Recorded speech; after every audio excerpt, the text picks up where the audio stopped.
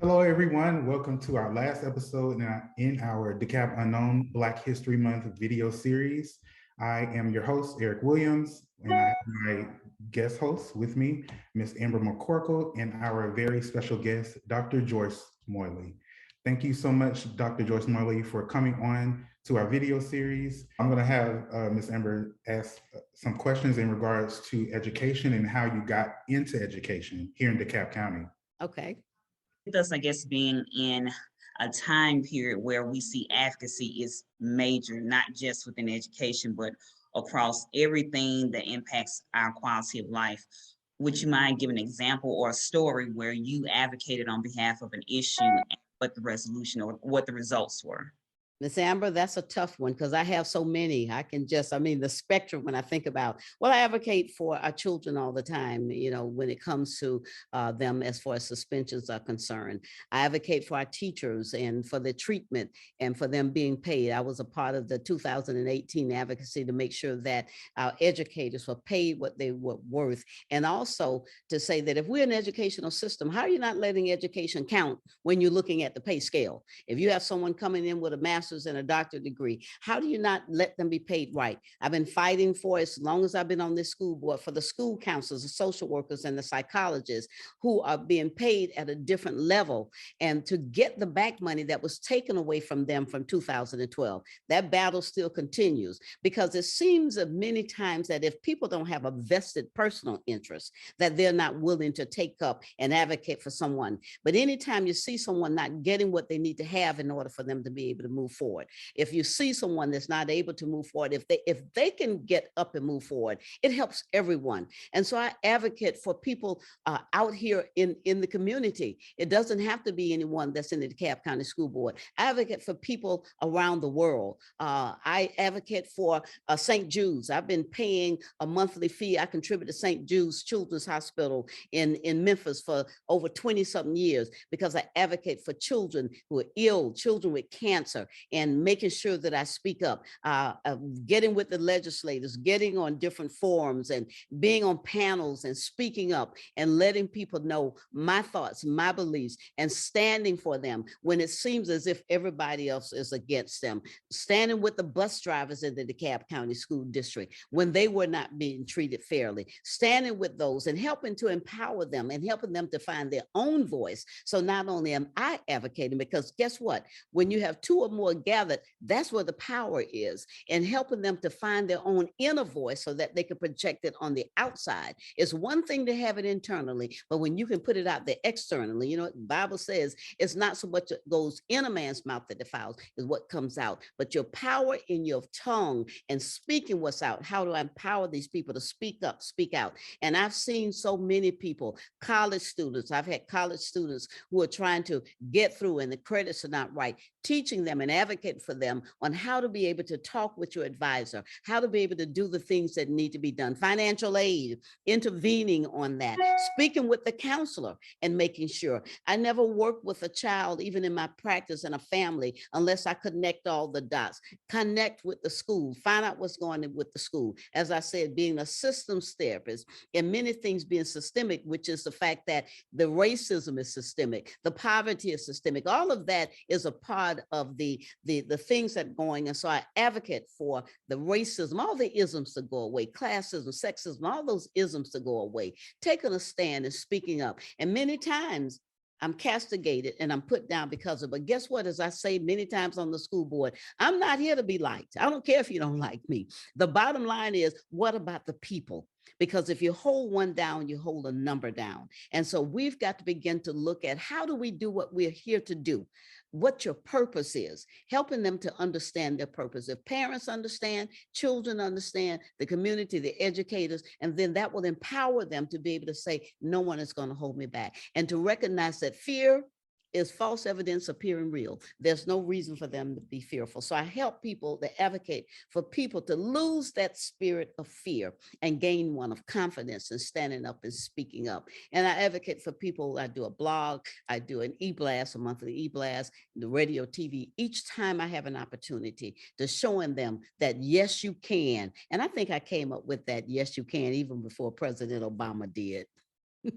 I totally connect to all that you just said, because back when I became a AmeriCorps service member, my supervisor at the time always mentioned, remember your why. Why do you even want to help people? What is the main point of or purpose of you wanting to help? So I think everybody should always remember their why.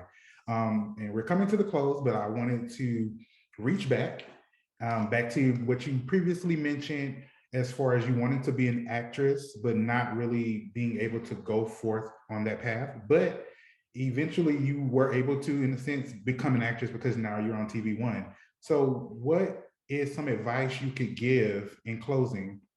What is some advice you can give people in their 20s, 30s, 40s, 50s, even, no matter their age? What is some advice you could give to an individual who has this goal, but life happens and it takes them on a different journey, but eventually they come back to it? So what is some positive affirmations you could give to our audience?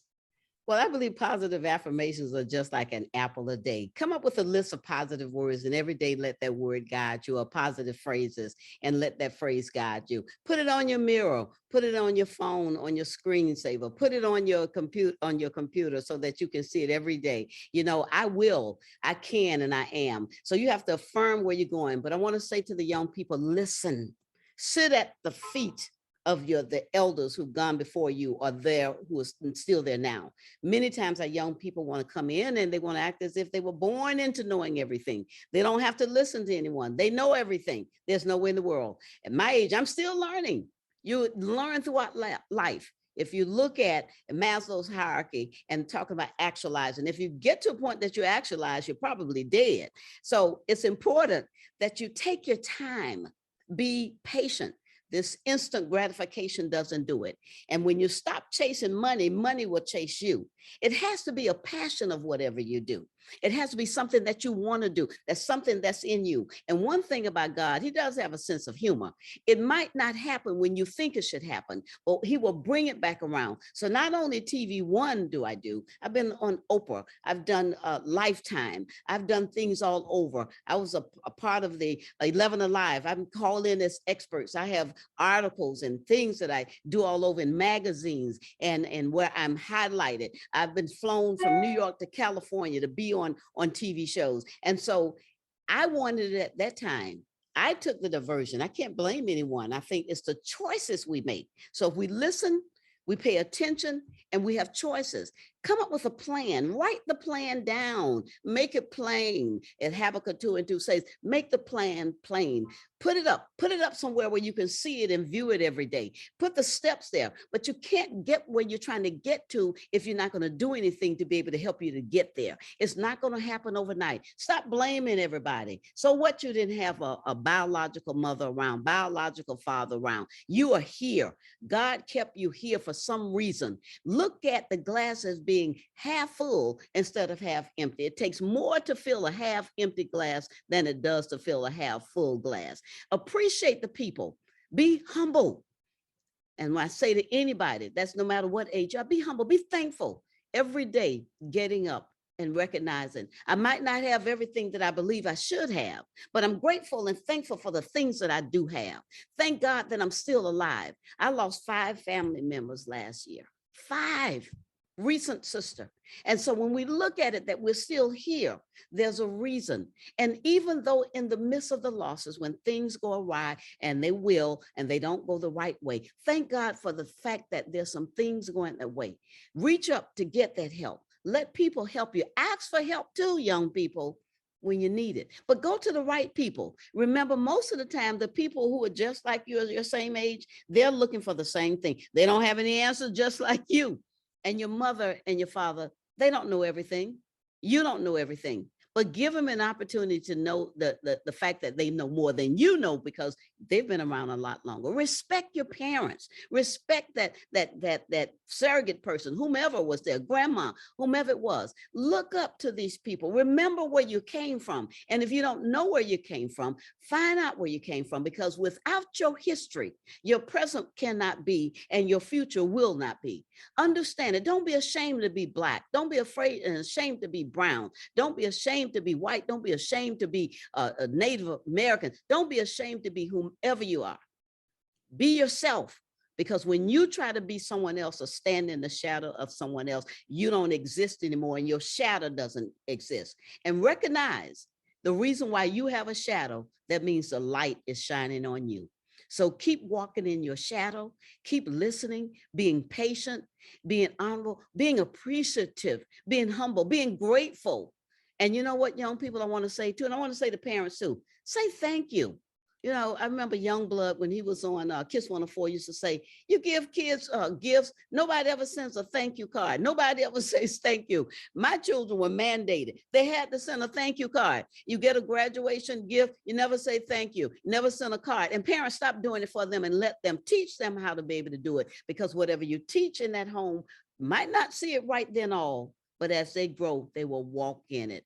And the bottom line comes down to, you have the power and the authority. You're somebody, you're special. That's why God made you. And there's only one of you because you are unique. You are a VIP, that very important person that God made, that he could not have stopped making people until he made you. Well, that was so awesome. We greatly appreciate our special guest today, Dr. Joyce Morley. Where can the audience reach you? Mr. Williams, they can go to my website, which is www.drjoyce.com. That's www.doctorjoyce.com. So make sure doctor spelled out. They can also, my office number is 770-808-6570, 770-808-6570. And they can email me through the website or joyce@drjoyce.com. Just remember that the doctor has to be spelled out, or you'll reach another Dr. Joyce and it won't be the genuine Dr. Joyce that's in front of you. Right. Well, thank you again, Dr. Joyce Morley. And I want to thank my co-host, Ms. Amber McCorkle, and you enjoy the rest of your day. You too. Thank you both for having me.